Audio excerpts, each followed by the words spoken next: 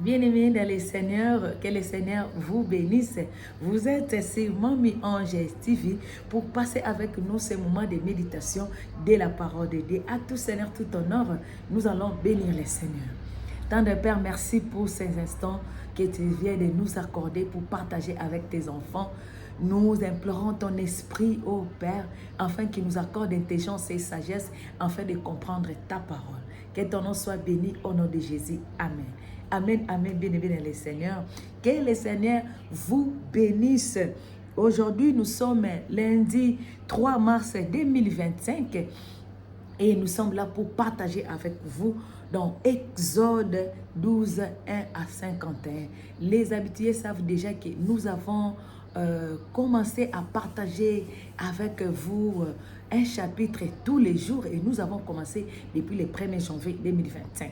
Et aujourd'hui, nous allons partager dans Exode 12, 1 à 51. Bien-aimés, nous allons répondre à une série de questions. Nous n'avons pas assez de temps pour lire tous les chapitres, mais nous allons faire un petit résumé et répondre à une série de questions. Alors, la première question à laquelle on va répondre, on nous pose la question de savoir de qui et de quoi parle-t-on dans ces textes. De qui et de quoi parle-t-on dans ces textes? Bien aimé, dans ces textes, on nous parle de l'Éternel, on nous parle de Moïse, on nous parle d'Aaron, on nous parle de Pharaon, on nous parle de l'Assemblée d'Israël, dans les peuples d'Israël, on nous parle des Égyptiens. Alors, on nous parle de quoi? Bien aimé, ici, on nous parle de l'institution de la Pâque. L'institution de la Pâque est la 10e plaie. La 10e plaie en Égypte, on nous parle aussi du départ des enfants d'Israël de l'Égypte. Bien aimé, pour la petite histoire, l'Éternel a écouté les cris. Il a entendu les cris des enfants d'Israël qui étaient en Égypte. Les enfants d'Israël qui étaient venus avec Israël et Jacob en Égypte quand Joseph était gouverneur. Jacob est mort, Joseph est mort, Pharaon qui avait dirigé à l'époque l'Égypte était aussi mort. Alors les autres qui sont venus après lui, bien aimés, ont commencé à maltraiter les enfants d'Israël. Alors l'Éternel a entendu les cris de son peuple et il a envoyé Moïse pour aller libérer les enfants d'Israël. Il a associé à Moïse Aaron son frère pour aller libérer les enfants d'Israël. Mais Pharaon a refusé. L'Éternel a endurci les cœurs de Pharaon pour que Pharaon ne puisse pas libérer les enfants d'Israël jusqu'à la 10e plaie. Il a infligé les plaies à l'Égypte. 9 plaies. Bien aimé, 9 plaies. Pourquoi l'Éternel a endurci les cœurs de Pharaon? C'est parce que l'Éternel voulait faire éclater sa gloire. Il voulait faire éclater les signes et les prodiges en Égypte pour que les gens voient, pour que les Égyptiens sachent qu'il y a un Dieu créateur, l'Éternel, le Dieu tout-puissant, le Dieu d'Abraham, le Dieu d'Isaac et le Dieu de Jacob. Pourquoi? Parce qu'aussi, pour que Moïse puisse parler de l'histoire à ses enfants, à ses petits-fils. C'est ce que l'Éternel a dit. Il voulait que l'histoire puisse rester. Bien aimé, l'histoire est restée. Aujourd'hui, nous parlons de cette histoire. L'histoire est restée en Égypte. L'histoire est restée. Et nous parlons de ça aujourd'hui. C'est ce que l'Éternel voulait. Alors ici, l'Éternel envoie la 10e plaie. Hier, on a parlé de ça. On a parlé de la 10e plaie que l'Éternel il a annoncé hier. Il a annoncé la 10e plaie. Mais aujourd'hui, il envoie la 10e plaie. Alors, quelle est la différence avec les autres plaies? Pour les autres, non, pour les 9 autres plaies, pardon, bien aimé, c'est l'Éternel avait envoyé Moïse. Il disait à Moïse, faites ceci. Moïse et Aaron, faites ceci. Mettez ceci. Mais aujourd'hui, c'est lui-même. C'est lui-même qui va passer. C'est lui-même qui passe pour cette plaie. Parce que c'était une plaie compliquée. Une plaie compliquée. Quelle est cette plaie? C'est la mort de tous les premiers-nés en Égypte. Les premiers-nés des hommes et les premiers-nés des animaux. Bien aimé, quelle catastrophe. Quelle catastrophe. Imaginez que dans une famille, il y a 5 premiers-nés. Dans une famille. Papa et maman sont des premiers-nés. Il y a leur premier-né, leur fils ou leur fille premier-né, où la fille a déjà mis au monde, où le garçon a déjà, s'est déjà marié, il a aussi un premier-né. Et si les premiers-nés sont des triplés, les premiers-nés sont des jumeaux. Bien aimé, l'Éternel a annoncé qu'il y aura des grands cris qui n'ont jamais existé en Égypte. Pas encore. De tels cris, il n'y aura pas. C'est ce que l'Éternel a annoncé, la 10e plaie. Bien-aimés, quelles leçons pouvons-nous tirer de cette partie de l'Écriture? Quelles leçons pouvons-nous tirer? Bien-aimés, la première leçon, c'est que l'Éternel fait ce qu'il dit. L'Éternel est fidèle. L'Éternel est fidèle. Il est fidèle. Ce qu'il a annoncé, ce qu'il avait annoncé, il avait déjà annoncé. Hier, il a annoncé la 10e plaie. Et c'est ce qui est arrivé. Il a annoncé que Pharaon va vous chasser. Et c'est ce qui est arrivé. Quand Pharaon a vu que son fils, son premier-né, son héritier, qui devait le remplacer sur le trône de l'Égypte, est parti. Pharaon était dans ses états. Ses serviteurs étaient dans leurs états. Les Égyptiens étaient dans leurs états. C'était difficile à avaler. Et Pharaon a chassé les Israélites. Pharaon a chassé les Hébreux. Les Égyptiens ont chassé les Hébreux. Ils ont dit partez, sinon nous aussi nous allons périr. Bien-aimé, c'est ce qui s'est passé. La parole de Dieu s'est accomplie. Bien-aimé, laisse cette personne-là. Tu peux le laisser. Tu peux le laisser. Il peut continuer à faire ce qu'il est en train de faire. Mais toi, accroche-toi à l'Éternel.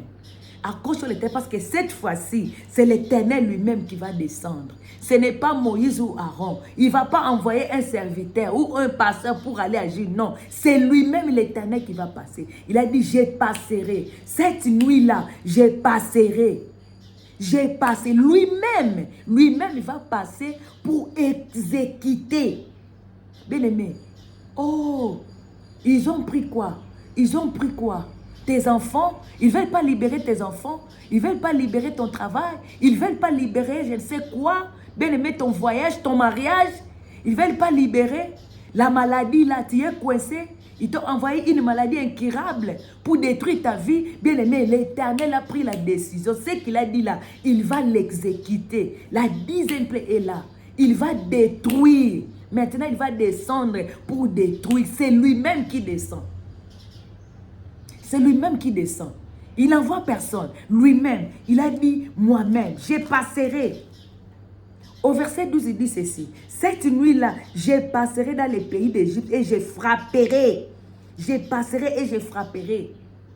Regardez ce qu'il a dit au chapitre 11, verset 4. Qu'est-ce qu'il a dit? Ainsi parle l'Éternel, vers les milieux de la nuit, je passerai au travers de l'Égypte. Moi-même l'Éternel. Moi-même l'Éternel, je passerai. Bien-aimé, c'est l'Éternel qui va passer maintenant. Ne t'inquiète pas. Ne t'inquiète pas, bien-aimé. Le temps est arrivé. Bien-aimé, il a fixé les temps. Il avait fixé les temps. Mais cette fois-ci, il donne même l'heure à laquelle il va passer. Il a dit au milieu de la nuit. Au milieu de la nuit. Et c'est ce qui s'est passé en Égypte. Bien-aimé, notre Dieu est fidèle. Notre Dieu est fidèle. Ce qu'il a dit, c'est ce qui va se passer dans ta vie. C'est lui-même l'Éternel qui va l'exécuter. Bien-aimé, avant la 10e plaie, l'Éternel a donné les instructions à Moïse. Il a dit avant la 10e plaie, il faut que les sangs de l'agneau soit versé. Il faut que le sang de l'agneau soit versé. Pour ta libération, il faut que le sang de l'agneau soit versé. Il a institué la Pâque. Il a institué la Pâque. Il a dit non, non, non. Vous n'allez pas sortir comme ça. Il faut qu'il y ait la Pâque. Il faut qu'il y ait la Pâque. Vous allez manger en famille. Qu'est-ce qu'il a dit? Vous allez manger en famille. Vous allez prendre des agneaux. Vous allez immoler. Mais vous allez manger en famille. Et cet agneau sera sans défaut. Sans défaut. Il a institué la Pâque. Bien-aimés, aujourd'hui nous fêtons la Pâque de Jésus-Christ qui a versé son sang à la croix à cause de toi et à cause de moi. Il a versé son sang à la croix pour nous libérer de l'esclavagisme. Nous avons été libérés de l'esclavagisme du péché. Nous avons été libérés. Jésus-Christ a versé son sang. Bien-aimés, Jésus-Christ est mort à la croix à cause de toi. Il a versé son sang. Jésus-Christ, l'agneau immolé, a enlevé tes péchés. C'est ce qui s'est passé en Égypte, bien-aimés. Les Égyptiens ont versé le sang des agneaux et ils étaient libérés de l'esclavagisme de l'Égypte. Bien-aimé dans le Seigneur, qu'est-ce qui t'accable? Quel est le problème? Quel est ce problème-là qui te dérange, bien-aimé? Quel est ce problème qui te dérange? Jésus-Christ est là. Il a versé son sang. Il a versé son sang. Et regardez ce que le Seigneur a dit. Le sang vous servira des signes. Le sang vous servira des signes. Qu'est-ce qu'il a dit au verset 7? Il a dit ceci. On prendra de son sang et on mettra sur les deux poteaux et sur les lintons de la porte des maisons où on les mangera. Cette nuit, on en mangera la chair. Ça, c'est le verset 8. Mais au verset 12, il dit, au verset 13, pardon, il dit ceci. Le sang vous servira de signes. Si les maisons où vous serez, je verrai les sons et je passerai par-dessus vous. Il a dit, mettez le sang sur les linteaux. Mettez le sang sur les poteaux de toutes les portes. Ça sera un signe pour vous. Quand je vais passer en Égypte pour détruire, je verrai les sons et je vais passer outre. Bien aimé, celui qui avait oublié, même si c'était un hébreu, s'il avait oublié de mettre les sons sur les poteaux, la mort l'a attrapé. La mort avait attrapé. Bien aimé, le sang de Jésus a été versé à la croix pour nous sauver. Bien aimé, nous avons besoin du sang de Jésus. Nous avons besoin du sang de Jésus. Tu es là, tu dois implorer le sang de Jésus pour que le sang de Jésus te couvre, afin que l'ange de la mort ne te trouve pas. Pour que tu sois protégé. C'est le sang de Jésus qui protège. C'est le sang qui donne la vie. C'est ce sang qui a coulé pour nos péchés, pour détruire tous nos péchés. Et ici, l'Éternel a dit, le sang vous servira des signes pour que l'Éternel puisse savoir si tu es enfant de Dieu. Si tu es enfant de Dieu, il faut que les signes du sang de Jésus restent avec toi. Bien-aimé, pourquoi tu ne veux pas recevoir Christ? Reçois Christ comme Seigneur et Sauveur et le Seigneur va t'épargner. Tu seras épargné, bien-aimé. Tu seras épargné. Tu seras épargné. Bien-aimé. Hier, on a parlé de la distinction. L'Éternel a distingué ses enfants. L'Éternel a distingué ses enfants. L'Éternel a distingué ses enfants. L'Éternel a distingué ses enfants, bien-aimés. Il a distingué ses enfants. Bien-aimé dans le Seigneur, implore le sang de Jésus pour que ce sang te couvre. Reçois Jésus-Christ comme Seigneur et Sauveur. Pour implorer le sang de Jésus, tu dois les recevoir comme Seigneur et Sauveur personnel. Bien-aimé, tu dois les recevoir comme Seigneur et Sauveur personnel. Bien-aimé, ne rejette pas ce sang. Tu dois les mettre pour que ce sang puisse te servir de signe. Bien-aimé, il y a eu la 10e plaie. Et Pharaon a chassé les enfants d'Israël. Ils sont partis de l'Égypte. Les départs. Après 430 ans. Après 430 ans. Après 430 ans. Bien-aimés, après 430 ans, les enfants d'Israël sont partis. Les enfants d'Israël ont quitté l'Égypte. Bien-aimés, je ne sais pas, tu es demeuré dans ces problèmes-là pendant combien de temps? Tu es dans ces problèmes-là pendant combien de temps? 5 ans, 10 ans, 15 ans, 20 ans, 30 ans. Les enfants d'Israël ont fait 430 ans en Égypte, dans la souffrance. Mais là, l'Éternel veut te libérer. Bien-aimé, notre pays a fait 30 ans. 30 ans dans la souffrance, dans la guerre. Et l'Éternel lui-même va descendre. Il va descendre, il a annoncé et cela va s'accomplir. Oh, bien-aimé, on a chassé les enfants d'Israël de l'Égypte.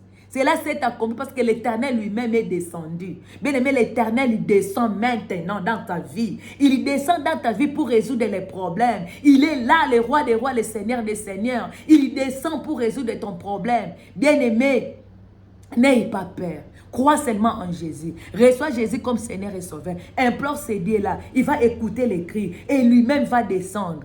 Bien-aimé, il a déjà fait des choses. 9 plaies déjà. Mais la 10e plaie lui-même va descendre pour détruire, pour qu'il n'y ait plus de négociation. Bien-aimé, Pharaon négociait avec Moïse tout le temps. Il négociait avec Moïse, mais il ne savait pas ce que le Seigneur va faire. Oh, il n'y a plus de négociations. Maintenant, l'Éternel va agir. Il n'y a plus de négociations. L'Éternel va détruire. Bien-aimé, l'héritier de Pharaon est parti. Et Pharaon a trouvé que non, ça, ce n'est plus, je ne peux rien faire maintenant. Bien-aimé, c'est lui-là qui a pris ton mariage. C'est lui-là qui a pris tes enfants, qui a pris ton travail, ton voyage, qui a détruit ta vie. Bien-aimé, il va les libérer maintenant au nom de Jésus. Il va les libérer. Tous les ennemis de la RDC vont libérer parce que l'Éternel descend maintenant. Oh Seigneur, que le Seigneur te bénisse, bien-aimé. Accroche-toi à l'Éternel. Ne sois pas à l'écart. Sois dans l'enclos. Reste à Goshen pour bénéficier. Bien-aimé, de la distinction de l'Éternel. Que le Seigneur te bénisse, bien-aimé. Nous sommes arrivés à la fin. Si c'est pour la première fois pour toi de nous suivre, bien-aimé, nous te prions de t'abonner. Bien-aimé, abonne-toi. Abonne-toi. Partage.